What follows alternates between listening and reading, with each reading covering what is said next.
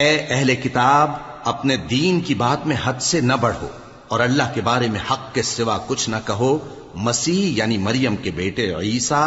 بس اللہ کے رسول ہی تھے اور اس کا خاص حکم تھے جو اس نے مریم کی طرف بھیجا تھا، اور اس کی طرف سے ایک روح تھے۔ تو اللہ اور اس کے رسولوں پر ایمان لاؤ اور یہ نہ کہو کہ خدا تین ہیں۔ اس اعتقاد سے باز آؤ کہ ایسا کرنا تمہارے حق میں بہتر ہے۔ اللہ ہی معبود واحد ہے اور اس سے پاک ہے کہ اس کی اولاد ہو۔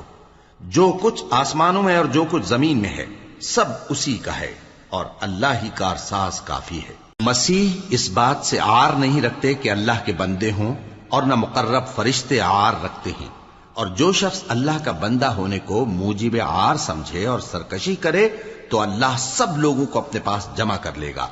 اب جو لوگ ایمان لائے اور نیک کام کرتے رہے وہ ان کو ان کا پورا پورا بدلہ دے گا اور اپنے فضل سے کچھ زیادہ بھی عنایت کرے گا، اور جنہوں نے بندہ ہونے سے عار و انکار اور تکبر کیا تو ان کو وہ تکلیف دینے والا عذاب دے گا،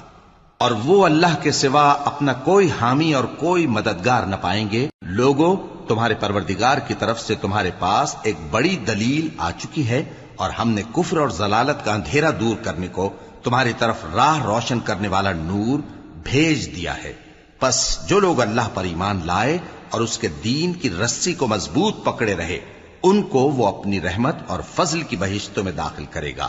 اور اپنی طرف پہنچنے کا سیدھا رستہ دکھائے گا۔ اے پیغمبر، لوگ تم سے کلالہ کے بارے میں حکم دریافت کرتے ہیں۔